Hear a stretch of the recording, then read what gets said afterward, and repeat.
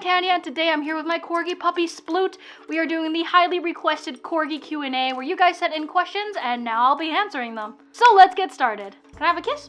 Thank you, Sploot. First question is, what is Sploot's favorite toy? He actually loves these long toys with squeakers in them and no stuffing. But his all-time favorite toy is probably this green little squishy ball that we got from the November Bark Box. It's one of 3 peas in a pod that he got. I don't know what his obsession is with these, but he loves them. And if you guys actually want a discount for a Bark Box yourself, you can look for Sploot's promo code in the links down below. How big was Sploot when you first got him? I got him on October 9th, 2015, and he was probably this big, so I guess you could say he's grown a lot. He was also 6 pounds when I got him, and now he's 21 pounds. What good and bad habits does Sploot have? His best habit is wiping his own feet before he comes in from using the washroom outside. I never taught him how to do this, he just kind of picked it up in January, and now he never comes in before wiping his feet. Look at that little corgi butt. Look at the little corgi butt, Sploot! Look at the little corgi butt!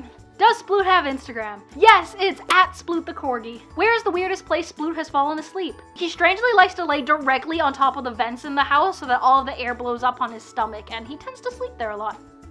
What is your routine in the morning with Sploot? We basically wake up at 9 a.m., he uses the washroom, I use the washroom, and then we eat breakfast together. Pretty romantic. When is Sploot's birthday? July 28th, 2015. Sploot is feeling a little camera shy right now, but I'll continue the questions. What is your favorite thing about corgis and what food do they tend to enjoy most? My favorite thing is definitely their goofy personalities. It's the #1 reason why I originally wanted a corgi, and Sploot's personality is to die for. If you're referring to human food, Sploot absolutely loves egg whites as well as carrots. Does he watch TV or music, and where does he sleep? Sploot doesn't really understand the concept of music. It doesn't mean anything to him, but he does watch TV with us, and whenever something scary happens, like on The Walking Dead, he freaks out and starts barking, so I think that's pretty funny. If I have lots of work to do, then he has to sleep in his own bed, but typically he does sleep with me in my bed. I apologize again for him not wanting to be on camera, Sploot, come here. What made you want a corgi? I absolutely love their personalities, how they look, their temperament, how they're a family dog, they're just all around the exact type of dog that I've always wanted.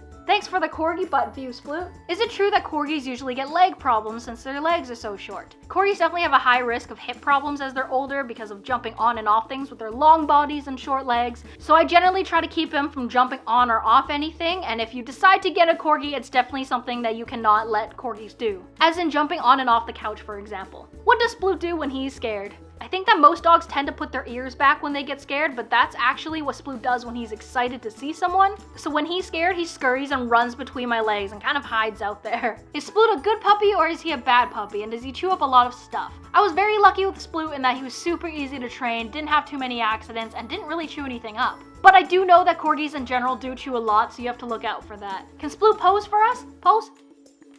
What type of corgi is he? There are 2 types of corgis, Pembrokes and Cardigans. Cardigans are known for their long tails, and Pembrokes have their tails docked when they're born, which makes Sploot a little Pembroke Welsh corgi. What is Sploot's favorite spot in the house? He actually loves the window seat that the camera's sitting on right now. There's a giant window for him to look out to. It's a very soft little cushion for the bench, so he definitely loves that. Does he get along with other dogs? Yes, Sploot actually gets along with other dogs so well. I went to puppy school with him, I take him for walks and hikes all the time, and he loves seeing other people and dogs. What is the cutest outfit Sploot has? This little baseball t-shirt / sweater thing from Long Dog Clothing is my favorite outfit on him.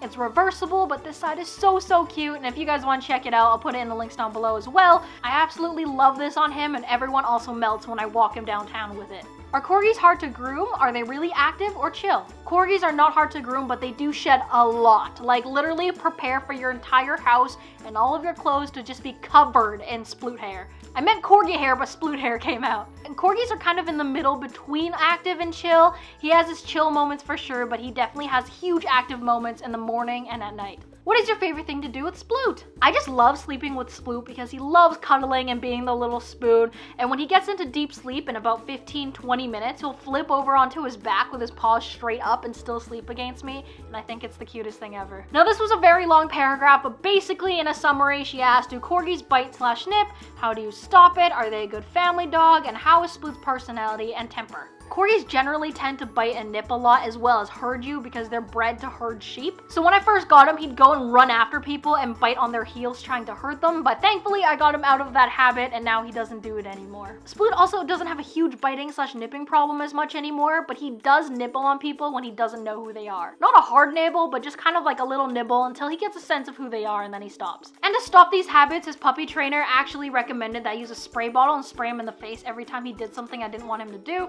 And for Sploot's personality and temper, as I said earlier, Sploot's personality and temper is amazing. I absolutely love it. They're a great family dog and also a great solo dog, so whatever you want him to be, they are that kind of dog. Are Corgis vocal, like howling or barking? Yes, Corgis are very, very, very, very, very vocal. I cannot stress that enough. The sun just randomly went somewhere else, so the lighting may have just changed. How much does he shed, and do you brush his teeth, and how often? Corgis have 2 big shedding times of the year, right before winter and right before spring. So because we're right before spring, Sploot is shedding like crazy right now. My entire bed is covered, my car is covered, everything has Corgi hair on it. There's a little tool / brush thing that I have that I highly recommend called a deferminator.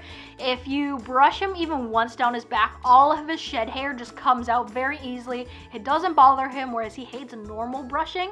So if you have a dog that sheds a lot, this is a fantastic brush to use during shedding season. And yes, I do brush his teeth once a week. How did you choose the name Sploot? If you're not an overly obsessed Corgi person like I am, then you probably don't know that splooting is when Corgis' back legs shoot backwards when they're laying down or sleeping. It's the cutest thing ever, and from the moment I knew I was getting a Corgi, I knew that he had to have a unique name, so Sploot was exactly the one I needed.